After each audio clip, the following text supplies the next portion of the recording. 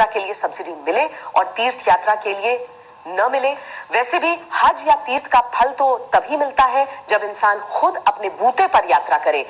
लेकिन आखिर वो कौन सी वजह है जो सरकार को हज सब्सिडी बंद करने से रोक रही है? इस सवाल का विश्लेषण हमने अपनी इस रिपोर्ट में किया है।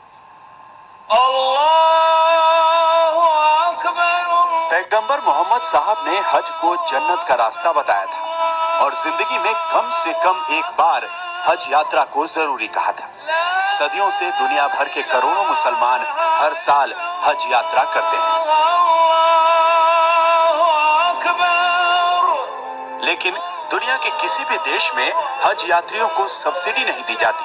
यहाँ तक कि सऊदी अरब जैसे कट्टर मुस्लिम देश में भी हज सब्सिडी नहीं दी जाती। लेकिन भारत इकलौता देश है जो हज यात्रा पर सब्सिडी देता है। आरोप तो ये भी लगते हैं कि सरकार हज के नाम पर एयर इंडिया को सब्सिडी दे रही है। असदुद्दीन ओवैसी इसके सख्त खिलाफ है। पिछले 10-12 साल से बराबर पार्लियामेंट में इस बात को उठा रहा हूँ कि हज सब्सिडी गैर जरूरी के मुसलमानों को दी जाने की जरूरत नहीं है, क्योंकि हज को जाना है तो मैं बगैर सब्सिडी के भी जाऊंगा। और ये पैसा मुसलमानों के नाम पर आप एयर इंडिया को या फिर किसी और एयरलाइंस को दे रहे हैं, तो बेहतर ये होगा कि अब इस साल के बजट में 450 करोड़ रुपये दिए गए हज सब्सिडी के नाम पर। अगर आप उसको मुस्लिम गर्ल्स एजुकेशन के लिए इस्तेमाल करेंगे तो यकीन जानिए ये तो इतना बड़ा काम हो जाएगा। तो मुसलमान इसका वेलकम करेंगे, मुसलमान वेलकम कर रहे हैं और हमको हज सब्सिडी की जरूरत नहीं है। हिंदुस्तान से उस जमाने में भी लोग हज को गए जब ना कश्ती थी ना जहाज था, तो लोग ऊंट पे जाते थे, पैदल जाते थे। आज सब सहूलतें हैं, आज इतने इंटरनेशनल एयरलाइंस हैं और गवर्नमेंट ऑफ इंडिया को चाहिए कि ग्लोबल टेंडर बुलाकर करें, बहुत अच्छा होगा। हज यात्रा पर दी जाने वाली सब्सिडी के पीछे सरकार का तर्क है कि इससे कमजोर तबके के मुसलमानों को हज का मौका मिलेगा। लेकिन सरकार की इस सब्सिडी स्कीम को मुसलमानों के एक तबके ने अपना हक समझ लिया है। वो ये भी नहीं जानते कि कुरान में दूसरों से पैसे लेकर हज करना जायज नहीं माना जाता।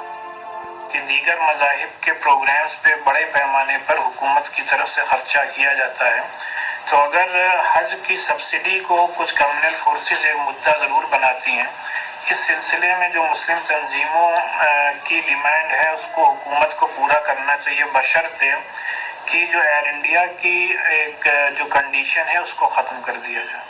मुझे नहीं लगता कि ओवैसी साहब ने ऐसी बात क्यों दी। ये निहायत बचकाना और भोलेपन का बयान है।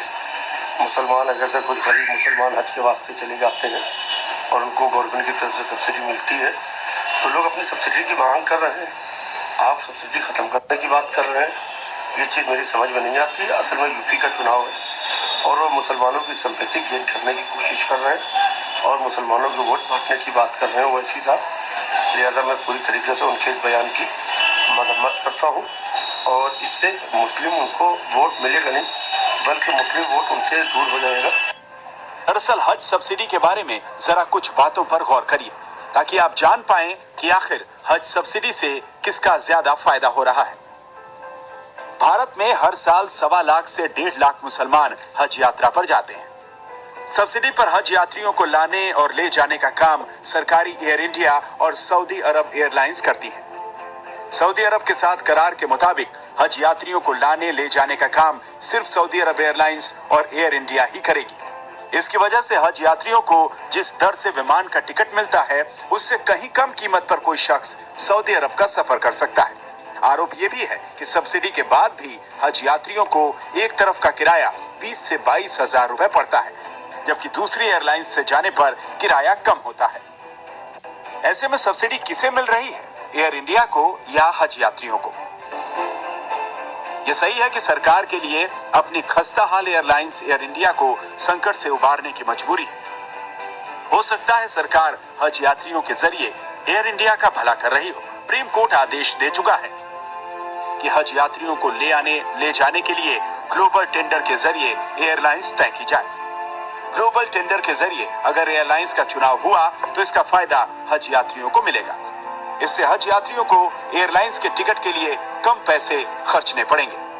सुप्रीम कोर्ट के 5 साल पुराने इस आदेश पर अब सरकार कार्रवाई करने की बात कर रही है। सरकार धीरे धीरे ही सही हज सब्सिडी की रकम घटा रही है।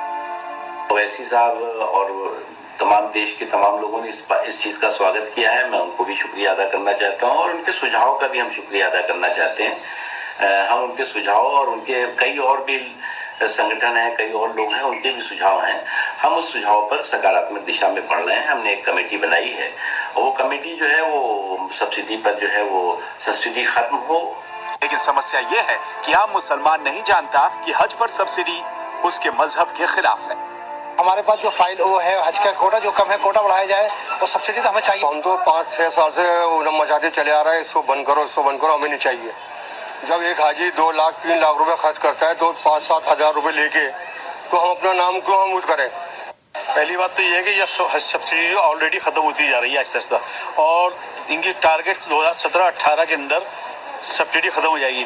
जहाँ तक मुस्लिम बच्चों का टारगेट है कि मुस्लिम बच्चे को दे दिया जाए, उससे इसका कोई लेना देना नहीं। वो तो माइनॉरिटी का फंड बहुत है गवर्नमेंट के पास। सर होना चाहिए कि थोड़ा मुस्लिम लड़कियों पे उनकी तालीम के ऊपर पैसा लगे। तो मगर एक बात ये भी तो है कि हमें सब्सिडी के नाम पे बेवकूफ़ बनाया जा रहा है कि हमें सब्सिडी मिल रही है। सब्सिडी हमें मिलती कहाँ है? हमें सब्सिडी हमें 72,000 रुपये का टिकट बताया जाता है इस हज के दौरान, जबकि आम दिनों के अंदर ही कम से कम 30-35 हजार रुपये का टिकट चलता है। और अगर हम सब्सिडी के लिए जाएंगे, ओपन टेंडर खोला जाए तो आज हमारे वही टिकट हमें 17-18 हजार रुपये का मिल जाएगा। भारत में हज सब्सिडी अब राजनीति का विषय बन गया है। वोट बैंक के दबाव में हज सब्सिडी मुद्दा बनती जा रही है। Mr. Owaisi should clarify which side is he on. Hajj subsidy is for the benefit of all those who cannot afford to go to Hajj on their own expenses. At the same time, one does not have to do away with Hajj subsidy to give it to Muslim girl child education. There's enough money in the budget, central budget and the state budget, to give more money, more funds for the education of Muslim girl child. So why you have to cut one to the other? Give to both. भी चाहते हैं कि ये subsidy हटे और लड़कियों की पढ़ाई में लगे। अगर मुस्लिम संगठन और इनकी काउंसिल्स और हज कमेटी सर्वसम्मति से प्रस्ताव पास करते हैं तो मुझे स्वागत होगा। कुल मिलाकर देखें तो हज सब्सिडी के पीछे मंशा मुसलमानों का उद्धार करने की कम वोट बैंक की राजनीति की मजबूरी ज्यादा दिखती है।